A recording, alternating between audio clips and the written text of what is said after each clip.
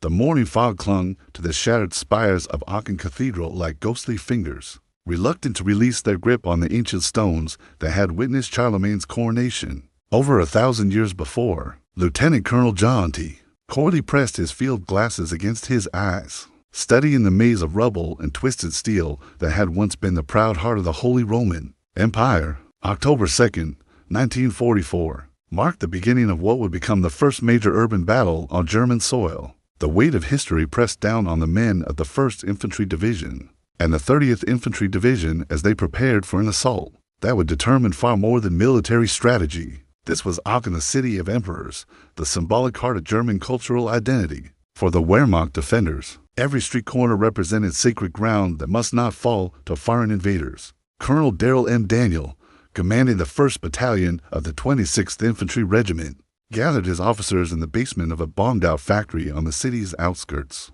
Maps spread across makeshift tables showed an urban nightmare, narrow medieval streets that favored defenders, massive stone buildings that could shelter entire companies, and an intricate network of cellars and tunnels that connected seemingly isolated strong points. The intelligence reports painted a grim picture. Approximately 5,000 German troops, including elite SS units and seasoned Wehrmacht regulars, had transformed Aachen into a fortress. "Gentlemen," Daniel's voice cut through the damp basement air, "we're not just taking a city. We're breaking the back of German resistance on their own soil." His weathered face reflected the burden of command as he traced defensive positions with his finger. Every building is a bunker, every cellar a machine gun nest. The enemy knows this terrain like their own backyard, and they'll fight like cornered wolves. The preliminary bombardment had begun 3 days earlier, with light artillery and air power attempting to soften German defenses. 8-inch howitzers of the 7th Corps artillery had thundered continuously, their shells arcing over the ancient city walls to crash into defensive positions. Yet reconnaissance flights revealed that the bombardment had achieved limited success. The Germans had constructed their defenses too deep within the city's stone bowels. According to historical accounts documented in the U.S. Army's official history, the Siegfried Line campaign, the German defenders had spent months preparing Aachen for siege warfare, creating interlocking fields of fire and supply routes that maximized their defensive advantages. Captain Robert Boyd of Baker Company studied his sector assignment with growing unease. His men would spearhead the assault through the Haran suburb, advancing street by street toward the city center. The intelligence briefing had identified at least 12 major strongpoints in his area of operations, each capable of halting an entire platoon. Panzerfaust, machine gun positions, and sniper nests awaited his soldiers in a deadly urban maze. The psychological warfare had already begun. "Your families wait for you. Why die for Jewish bankers in a foreign land?" The messages fell on deaf ears. These were veteran soldiers who had fought from Normandy to the German border. They understood the stakes. As the sun climbed higher, burning away the protective fog, the order finally came down the chain of command. HR was set for 0930 hours, October 2nd. The battle for Aachen, and symbolically, the battle for Germany itself, was about to begin. In the distance, the cathedral bells that had called emperors to prayer now stood silent, waiting to witness whether American democracy or Nazi tyranny would claim this ancient seat of power. The thunder of American artillery reached crescendo at precisely 0-9-20-5 hours, October 2nd, 1944. For 5 minutes, every available gun in 7th Corps concentrated its fire on predetermined German positions, transforming sections of Aachen into clouds of pulverized stone and twisted metal. Then, as abruptly as it had begun, the barrage lifted, leaving an eerie silence broken only by the crackling of fires and the distant rumble of approaching Sherman tanks. Lieutenant James Morrison led his platoon from Charlie Company through the breach in Aachen's outer defenses, their boots crunching over debris that had once been residential homes. The acrid smell of cordite mixed with dust and something far more unpleasant, the sweet, cloying odor of death that had become all too familiar during their advance across Western Europe. Morrison's radio crackled with situation reports from other units. Able Company taking heavy fire from church steeple, request artillery support. Dog Company pinned down in factory district, need smoke rounds immediately. The German response came with mechanical precision. Machine gun fire erupted from concealed positions, the distinctive chatter of MiG-42s creating deadly crossfires at every intersection. Staff Sergeant William Henderson ducked behind an overturned streetcar, pulling his bar gunner down beside him as bullets sparked off the metal above their heads. "Fritz has this whole sector pre-registered," Henderson shouted over the noise. Every building, every street corner, they know exactly where to put their fire. Colonel Wilk, commanding the German garrison, had indeed prepared well. From his command post in the Aachen City Hall, he coordinated the defense with methodical efficiency. The 12th Volksgrenadier Division, reinforced by SS troops and local militia, had transformed every substantial building into a fortress. Communication lines ran through the city's extensive sewer system, allowing isolated strong points to maintain contact even under intense bombardment. Wilkes' orders were explicit: hold every position to the last man. Make the Americans pay in blood for every meter of German soil. The 1st Infantry Division's assault quickly devolved into a series of individual firefights. As company-sized units became separated in the urban maze, Captain Thomas Anderson's able company found themselves trapped in a residential district, where German snipers commanded every approach. "It's like fighting ghosts," radioed Sergeant Michael O'Brien from a basement position. Muzzle flashes from second-story windows, then silence. "By the time we get there, Fritz has disappeared into thin air." The Americans had to adapt quickly to urban warfare tactics that were largely foreign to their training. Tank infantry cooperation, so effective in open country, became nearly impossible in narrow streets dominated by Panzerfaust teams. Sherman tanks found themselves isolated from their supporting infantry, vulnerable to close-range anti-tank weapons fired from basements and upper floors. Technical Sergeant Robert Palmer, commanding a Sherman in support of Baker Company, reported over the radio, "Can't see 10 meters. In any direction, every corner could hide a crowd with a rocket launcher." Military historian Charles B.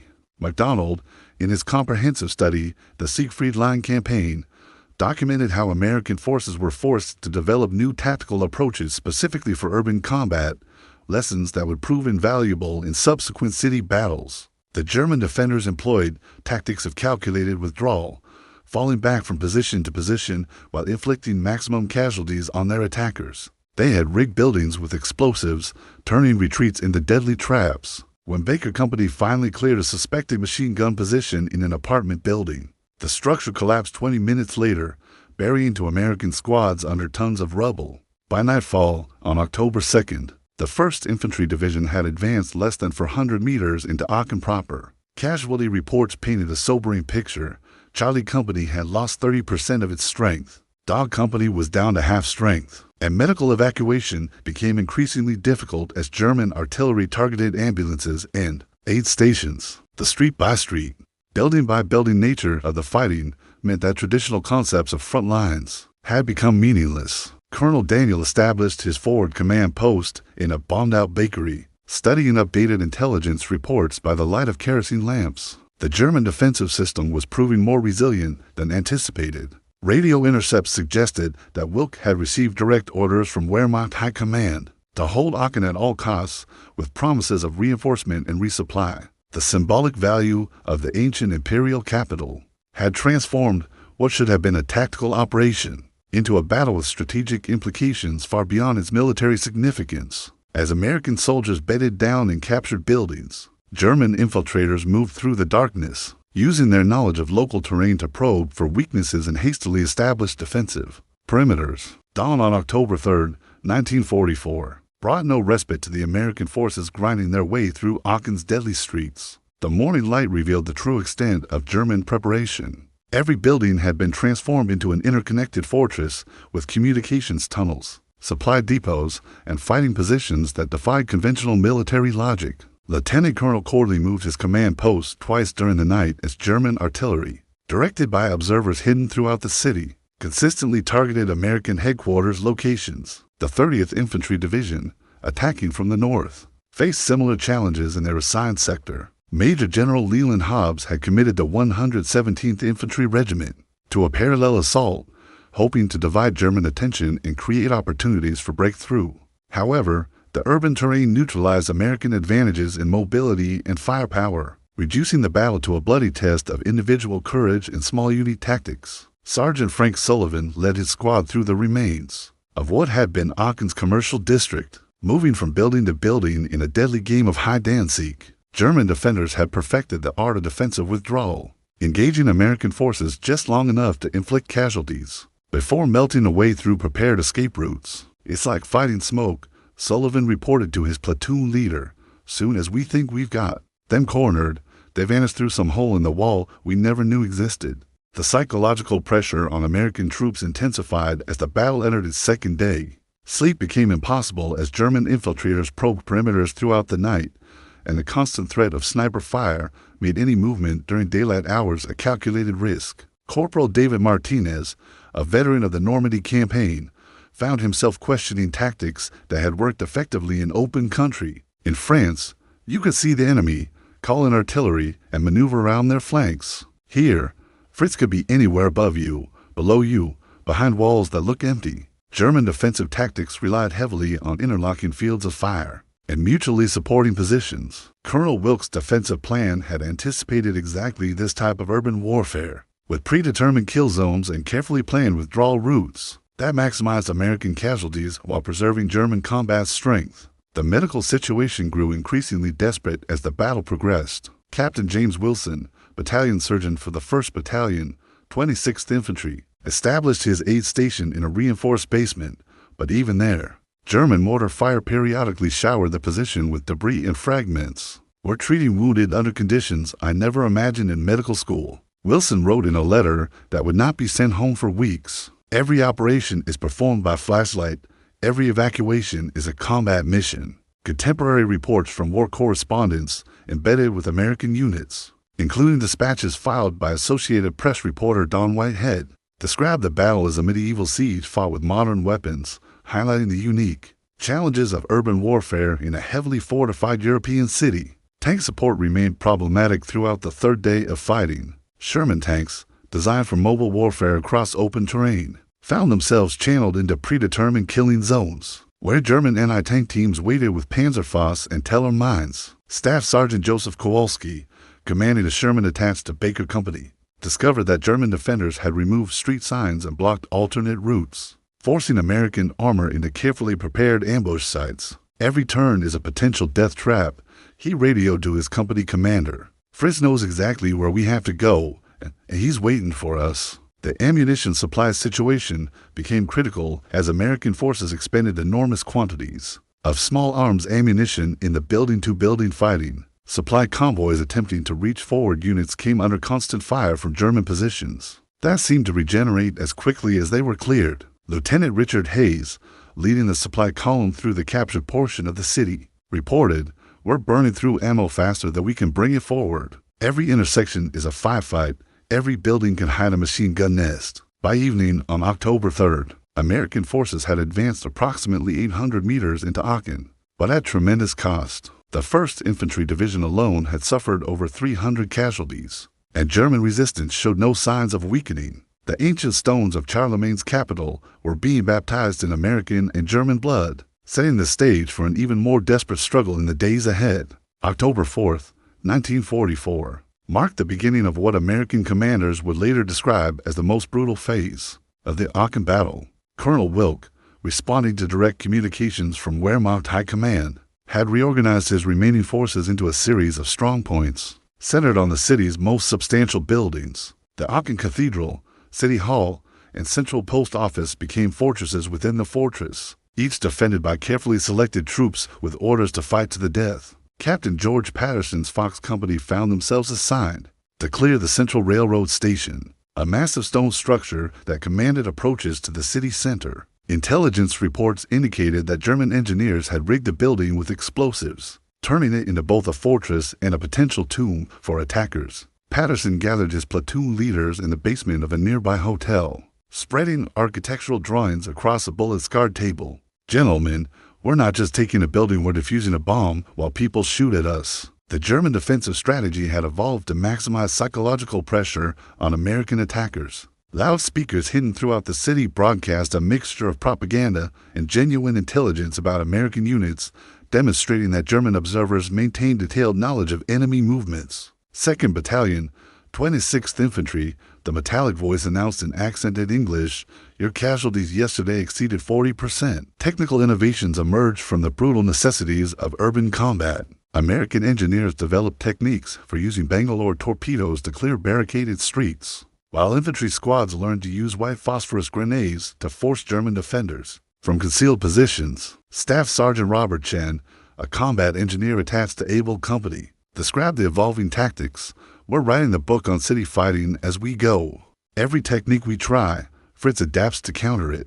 Every position we clear, they've got to more waiting. German artillery observers, positioned in the cathedral spire and other high buildings still under enemy control, could direct accurate fire on any American movement. Corporal James Murphy, driving a supply jeep through the captured sectors, reported, "Every trip forward is a suicide run. Fritz has observers everywhere, and they call down fire before you can find cover." German morale remained surprisingly high despite the deteriorating tactical situation. Captain Heinrich Weber, commanding a company of the 12th Volksgrenadier Division, issued orders that reflected the desperate nature of German resistance. Every room is a position, every window a firing port.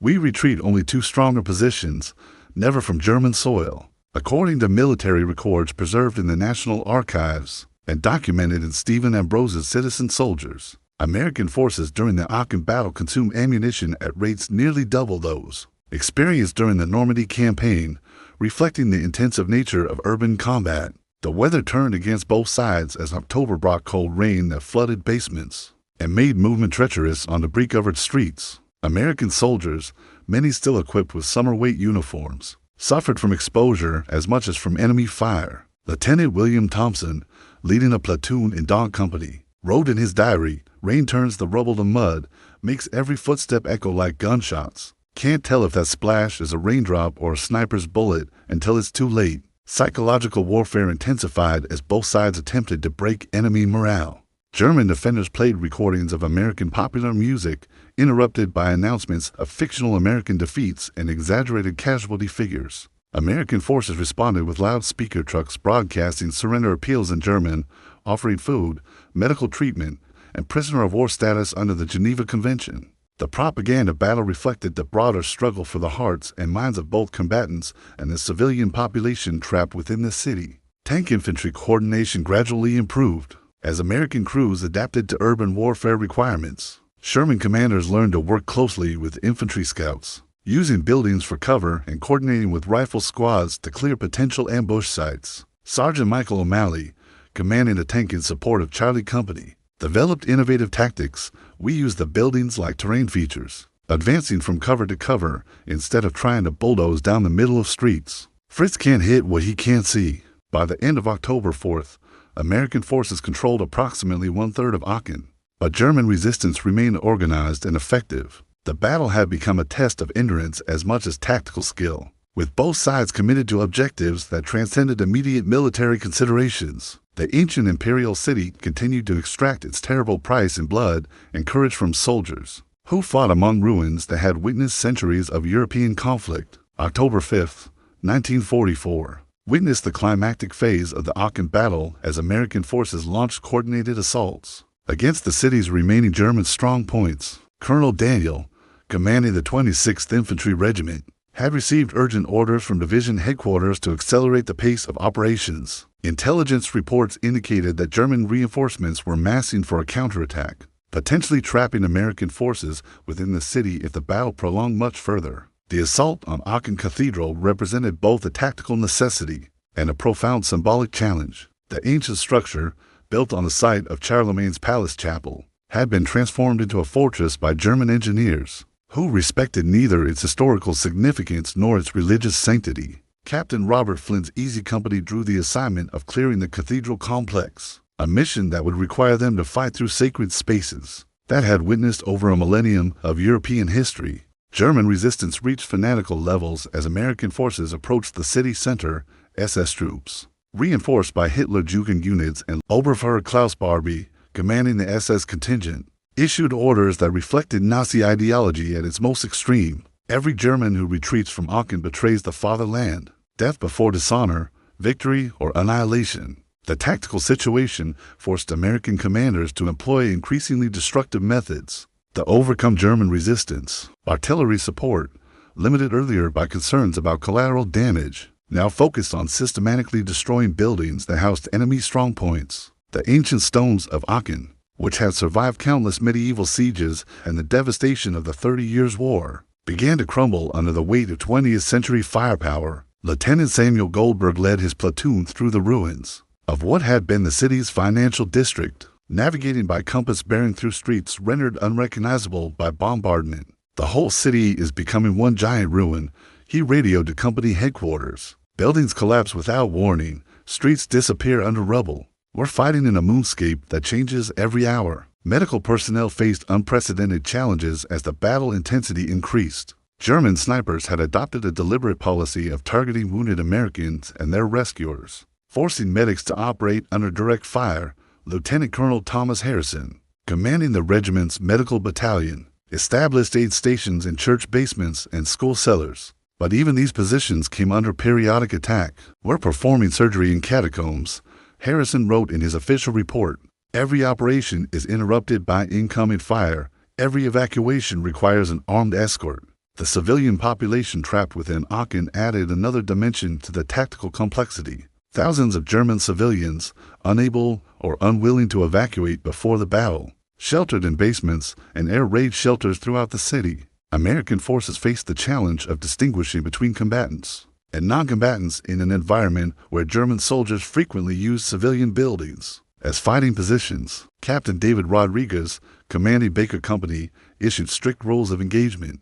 Every building could hide civilians. Every civilian could be a spy or saboteur. We clear every position. But we don't shoot unless we're shot at first. War correspondent Ernie Powell, reporting from Aachen for Scripps Howard newspapers, described the battle as a descent into medieval warfare fought with modern weapons, noting how the urban environment had neutralized many technological advantages that had favored Allied forces in previous campaigns. German defensive tactics evolved to exploit American concerns about civilian casualties. Wehrmacht units deliberately positioned their fighting positions in hospitals, schools, and churches, calculating that American forces would hesitate to employ maximum firepower against such targets. This strategy proved partially successful, as American commanders repeatedly opted for costly infantry assaults rather than risk civilian casualties through intensive bombardment. The psychological pressure on both sides intensified as the battle entered its critical phase. German propaganda broadcasts emphasized the historical significance of Aachen's defense,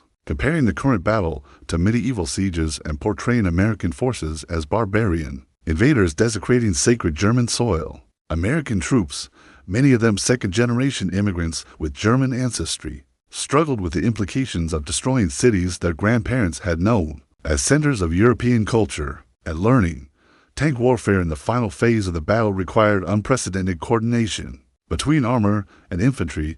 Sherman tanks, operating in close support of rifle companies, learned to use buildings as cover while engaging German anti-tank positions. The narrow streets and rubble-filled intersections created maze-like conditions, where tank commanders relied entirely on infantry scouts for navigation and target identification. Staff Sergeant Patrick O'Brien, commanding a Sherman in support of Fox Company, developed tactics that would later be codified in Army training manuals.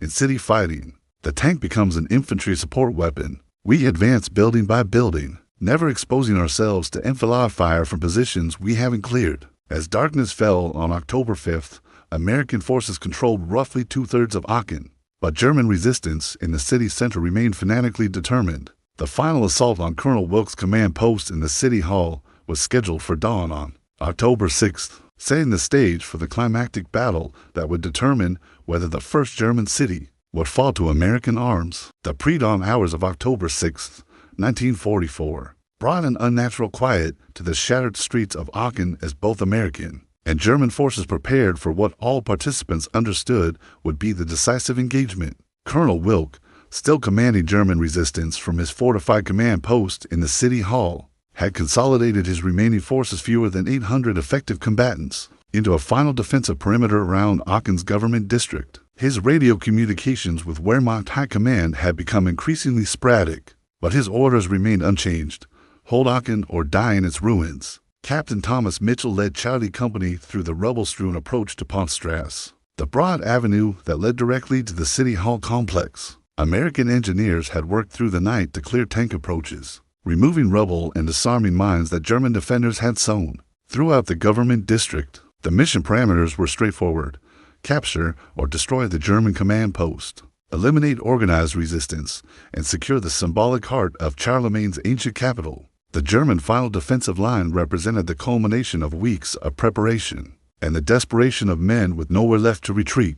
Machine gun nests had been established in the cathedral towers. Anti-tank positions covered every approach to the central square, and snipers commanded fields of fire that stretched across open spaces where American forces would have to advance. Colonel Wilk had distributed his most reliable troops as veterans and party officials among the positions that would determine the battle's outcome. American artillery preparation for the final assault represented the heaviest concentration of firepower yet employed in the Aachen battle. Every available gun in 7th Corps focused on the government district, creating a hurricane of steel that pulverized buildings and deafened defenders. The bombardment continued for 20 minutes, transforming sections of medieval Aachen into smoking craters and twisted metal. When the guns finally lifted, an eerie silence settled over the ancient stones, broken only by the crackling of fires and the distant sound of collapsing masonry. Lieutenant Colonel Corley coordinated the assault from his forward command post in a damaged bank building, monitoring radio communications from 3 infantry battalions converging on the city center.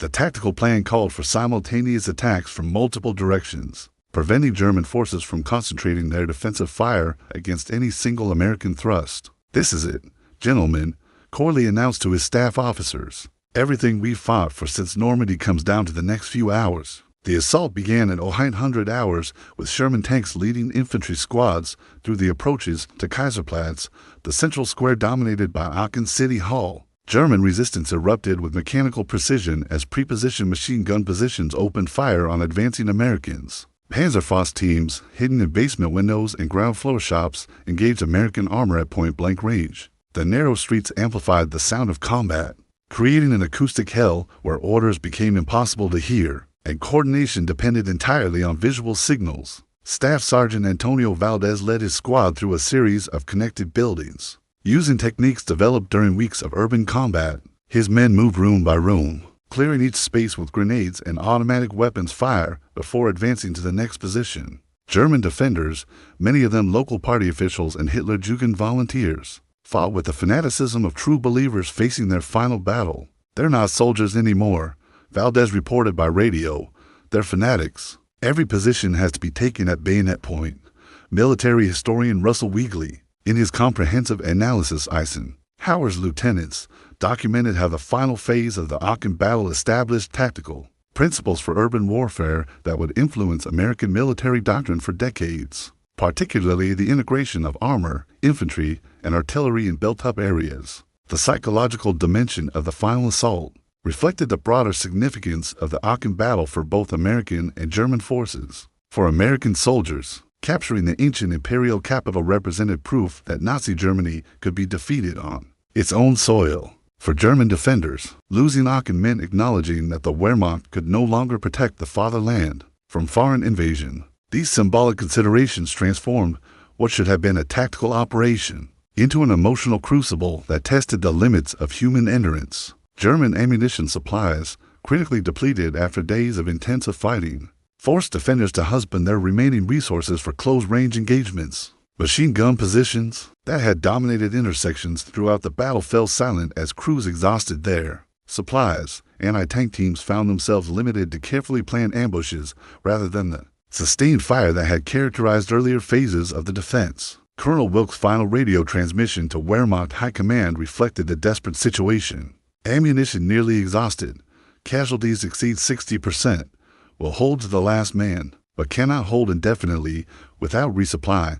American medical personnel established forward aid stations within 200 meters of the final battle, treating wounded soldiers under conditions that resembled battlefield surgery during the Civil War. Captain Samuel Morrison, battalion surgeon for the 2nd Battalion, operated on American and German wounded alike in the basement of a bombed-out department store. "The Hippocratic Oath doesn't recognize nationality," Morrison explained to a war correspondent. "Wounded soldiers are patients, regardless of the uniform they wear." As American forces tightened their grip on the city center, German resistance began to fragment into isolated pockets of desperate men fighting from cellars and ruins. The coordinated defense that had characterized earlier phases of the battle dissolved into individual acts of heroism and fanaticism that could delay, but not prevent the inevitable outcome. The white flag appeared at the shattered windows of Aachen City Hall at 14:30 hours on October 21, 1944. After 19 days of the most brutal urban combat American forces had experienced in the European theater, Colonel Gerhard Wilk, the German commander who had defended Charlemagne's ancient capital with fanatical determination, emerged from his underground command post accompanied by the surviving members of his staff. His uniform was torn and blackened with smoke, his face bearing the hollow expression of a man who had witnessed the destruction of everything he had sworn to protect. Lieutenant Colonel John T. Corley accepted the German surrender in the rubble-strewn courtyard of the city hall, the same space where Holy Roman emperors had once received the homage of feudal lords. The ceremony was brief and military in its formality, lacking any sense of triumph or celebration. Both commanders understood that Aachen's capture represented more than a tactical victory. It marked the first breach in Germany's psychological defense, the first crack in the Nazi myth of invincibility on German soil. The cost of victory had been enormous for both sides. The 1st Infantry Division suffered over 3,000 casualties during the Aachen battle, including nearly 800 killed in action. The 30th Infantry Division lost another 1,500 men in their supporting attacks. German casualties were proportionally higher of the original garrison. Of approximately 5,000 troops, fewer than 700 survived to enter captivity. The civilian population paid an equally terrible price, with over 1,000 non-combatants killed or missing in the ruins of their ancient city. Captain Robert Flynn's Easy Company, which had spearheaded the assault on Aachen Cathedral, emerged from the battle with only 63 of its original 180 men. Every man who walked out of Aachen was different from the one who walked in. The destruction of Aachen shocked even veteran soldiers accustomed to the devastation of modern warfare. Artillery bombardments, combined with German demolition and the inevitable fires of urban combat, had reduced much of the medieval city to rubble. The cathedral, though structurally intact, bore scars that would require years to repair. The city hall, seat of imperial power for centuries, was little more than a hollow shell.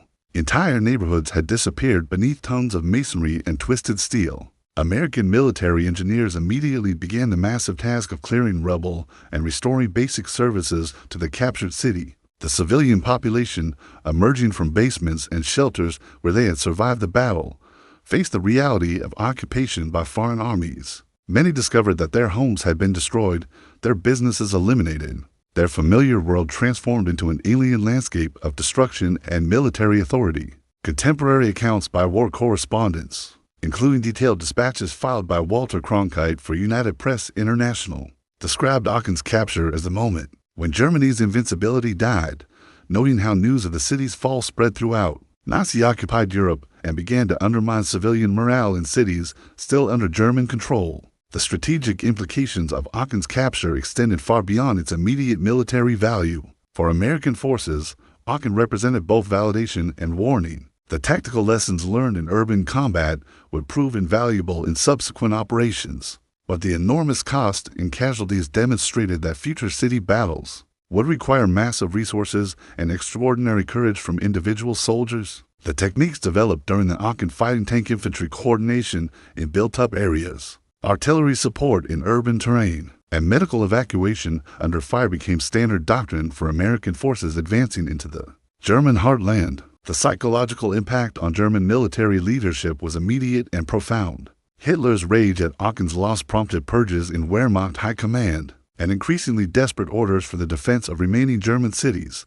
The myth of the impregnable homeland had been shattered, replaced by the grim reality that German soil could be conquered by foreign armies despite fanatical resistance. Colonel Wilk, imprisoned in an American prisoner of war camp, would later reflect on the battle's significance in interviews with military historians. Aachen was more than a city, he observed. It was the heart of German imperial tradition. When it fell, something died in the German soul that could never be restored. We fought for more than military objectives, we fought for the survival of our civilization. As we understood it, American soldiers who survived the Aachen battle carried its lessons forward.